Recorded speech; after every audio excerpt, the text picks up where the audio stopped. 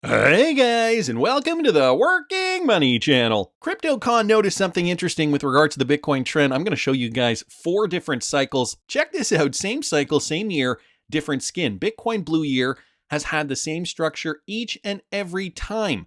2 significant highs, 2 sideways periods. This cycle we traded a shorter, more powerful move from the January to March high for a longer correction afterwards. So if I bring up the Bitcoin cycles here, you guys can see, take a look at this, and he's comparing 3 different cycles, 2012, 2016, 2020, and now 2024. And look at what he's noticed here. Okay, we got the highs that he talks about here in blue. In the first cycle, we did see that original high, January 2012. In the second cycle, we saw it in November 2015, then in May 2020, followed by January 2024.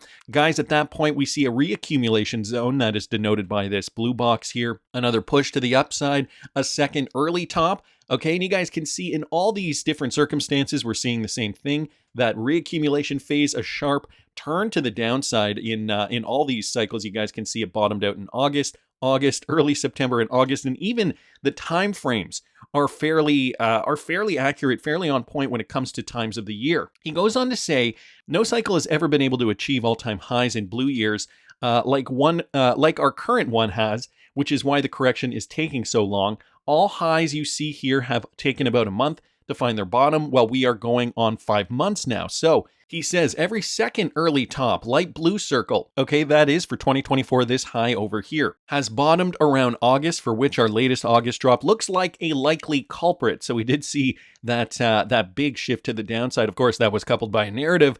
The month that the price makes new highs after that has been pushed forward each year.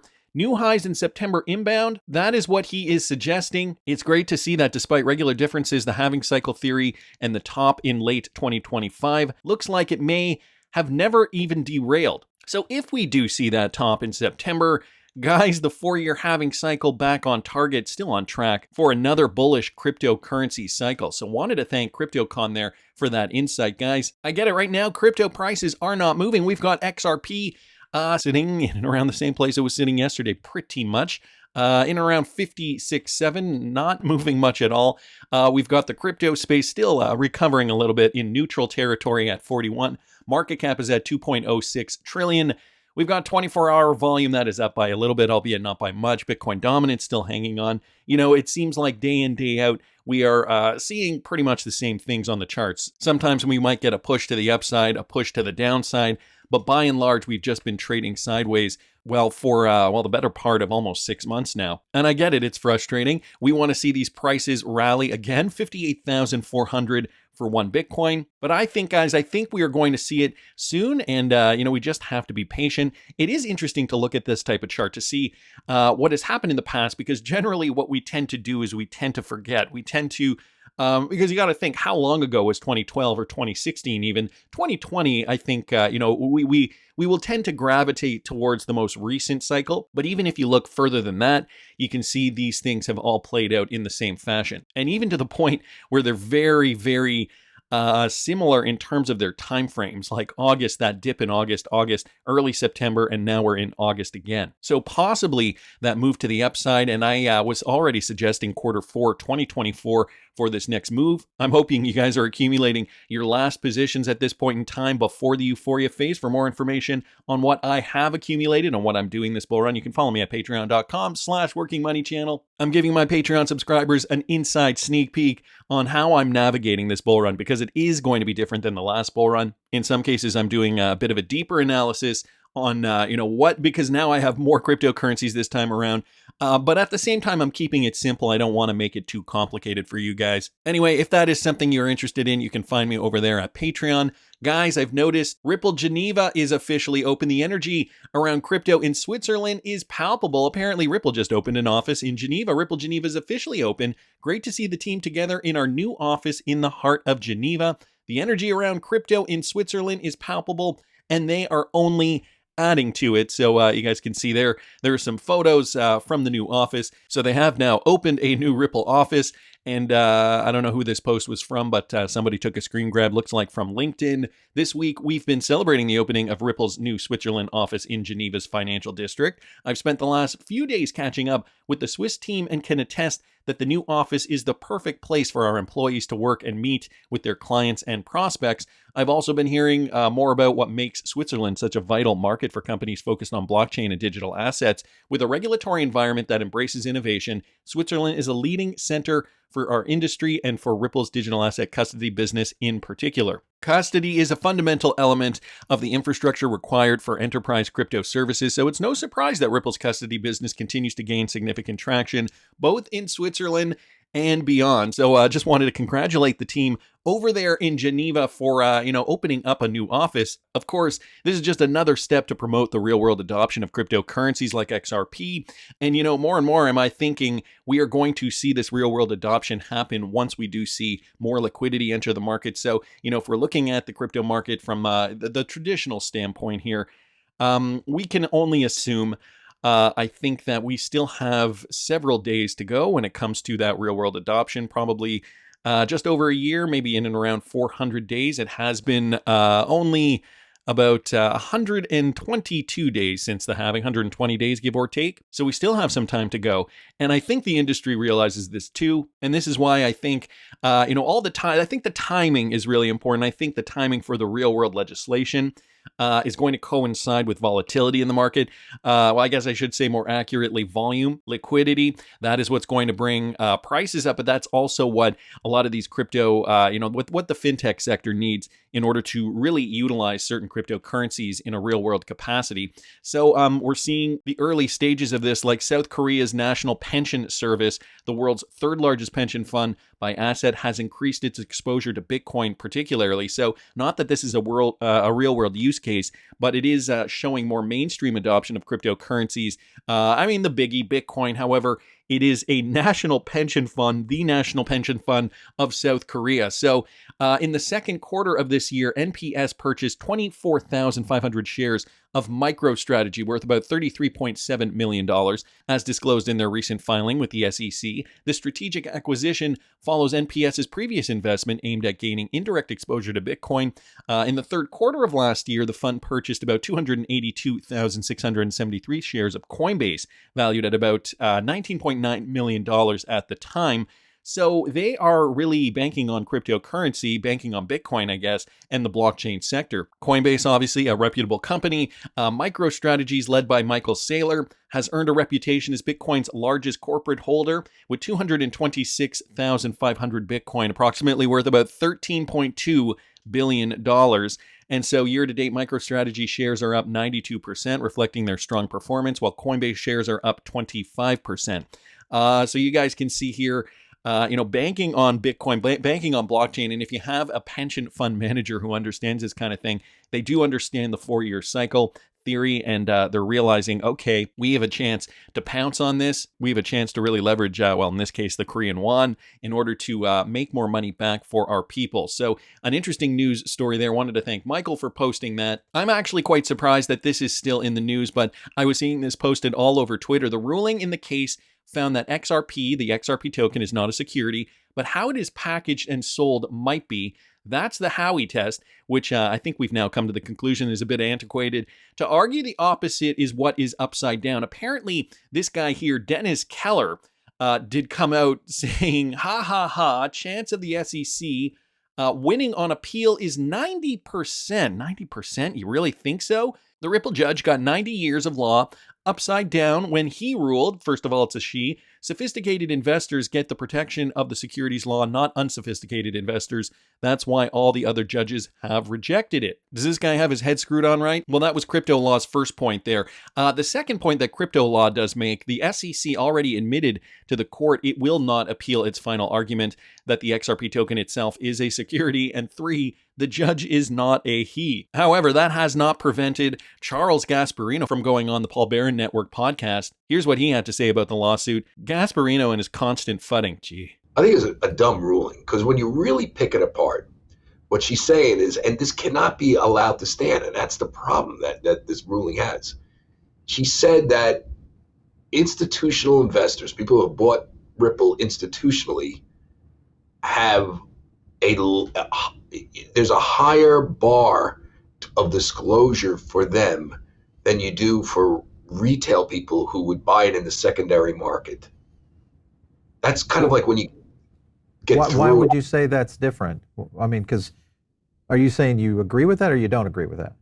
I don't. And I think the problem with her ruling, again, just talking about the ruling and why I think it's probably going to be overturned.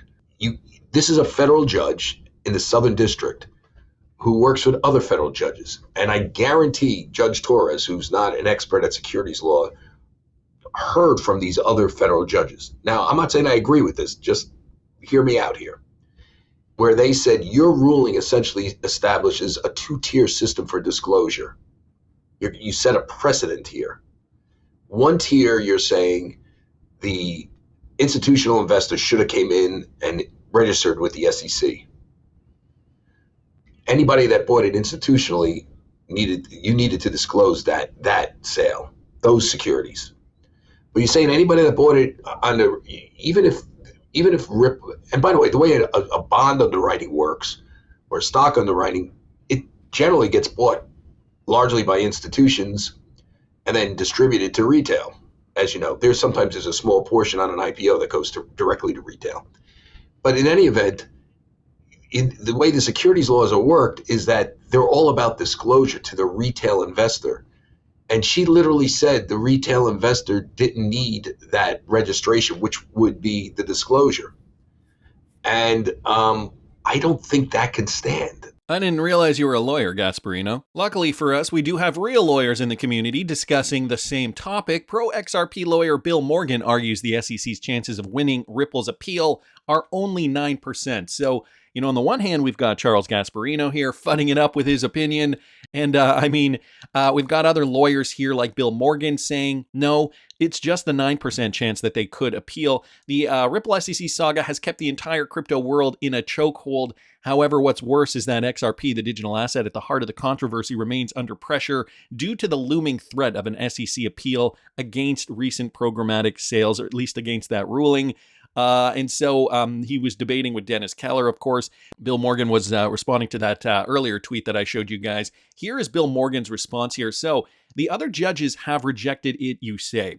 You must not follow the cases. You must not know that Judge Jackson in the Binance case also preferred the approach of Judge Torres in differentiating between institutional investors and programmatic retail buyers than the approach of Judge Rakoff in the Terraform case, who did not follow Judge Torres. Two judges then are okay with differentiating between institutional investors and retail buyers.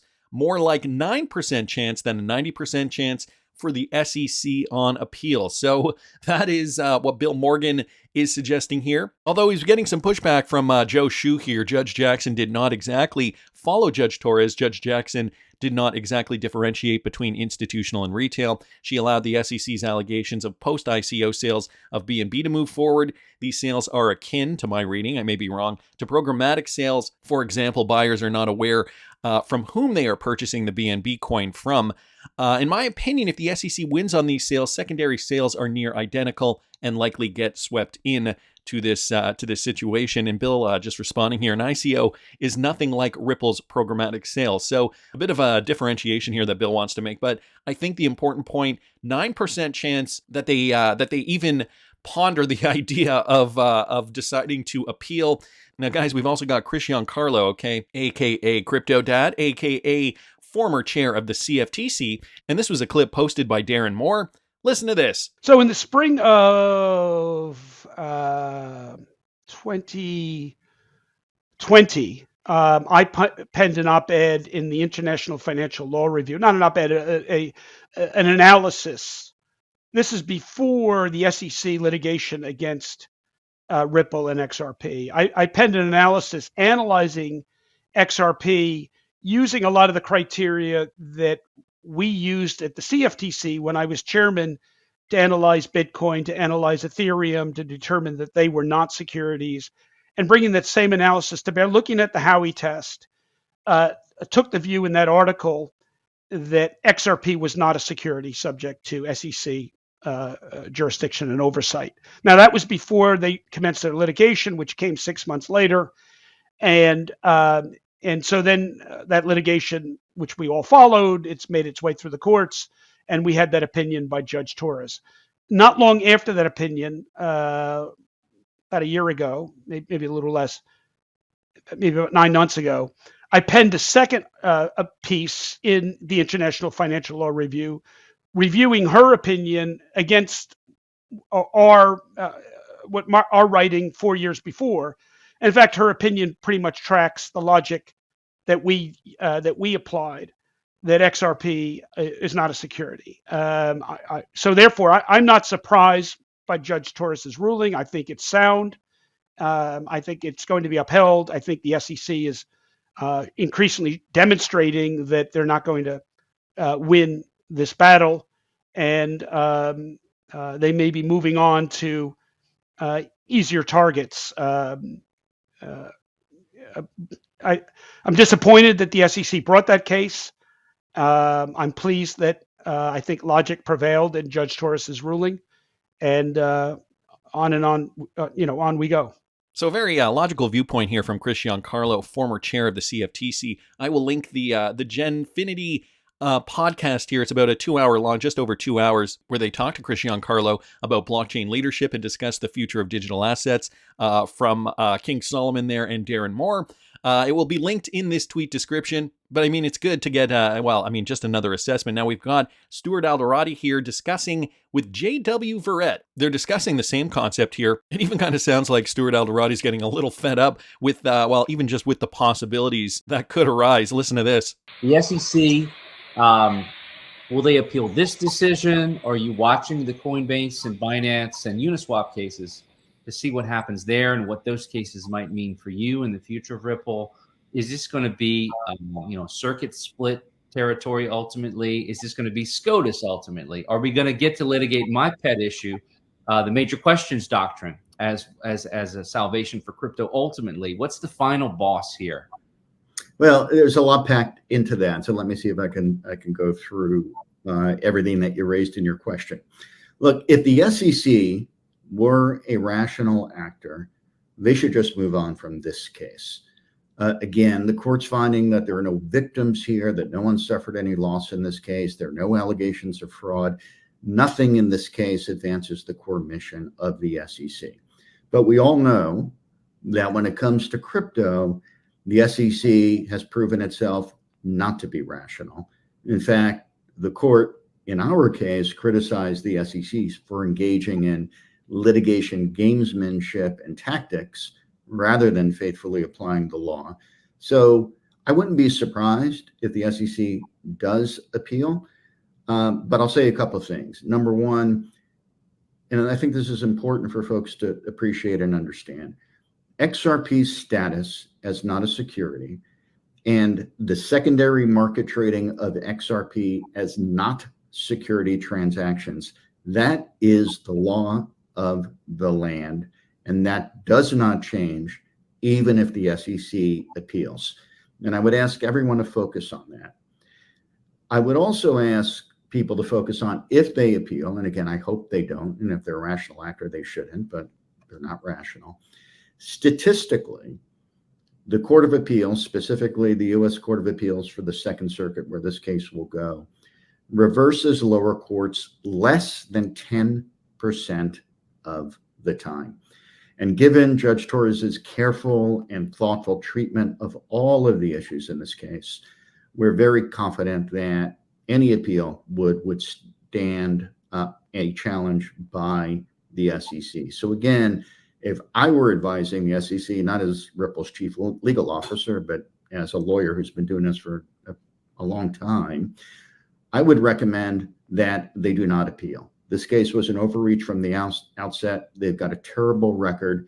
I would say, look, SEC, go back to your core mission of protecting investors in the market and stop focusing on cases where there were no harm to investors and there was no harm to the market other than the harm that you visited by actually filing the suit. On the broader question, yes, we're watching the Binance case. Yes, we're watching the Coinbase case. Yes, we're watching the Kraken case in California. We're watching all of these cases. What we need in this country is rational legislation, practical legislation, a policy solution for crypto.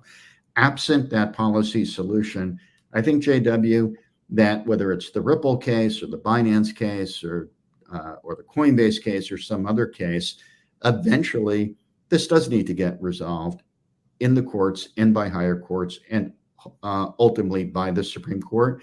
And if I were the SEC, on a good day, I would avoid the Supreme Court. With this Supreme Court, I don't think that they stand a reasonable chance of prevailing on any of their theories. Whether or not a token in and of itself can be a security, no, it cannot be. A token doesn't embody, an ecosystem. All of those theories that they've been trying to expand the securities law that were soundly rejected in our case, they're going to continue to be rejected by courts of appeals, and ultimately they're going to be rejected by the Supreme Court. So it sounds like Stuart Alderoty is fairly confident. I mean, let him reiterate that. XRP's status as not a security and the secondary market trading of XRP as not security transactions, that is the law of the land, and that does not change even if the SEC appeals. So that is not going to change, guys, regardless. And, even if they do appeal on the other portions, well, we're still looking at that range, a 9% to 90% chance of appeal. I don't know. I think XRP holders have it in the bag, but that's just my opinion. I want to hear what you guys think. Please subscribe to the channel if you haven't already. Like the video if you like the content I'm providing. I always love hearing your comments. See you in the next one, guys.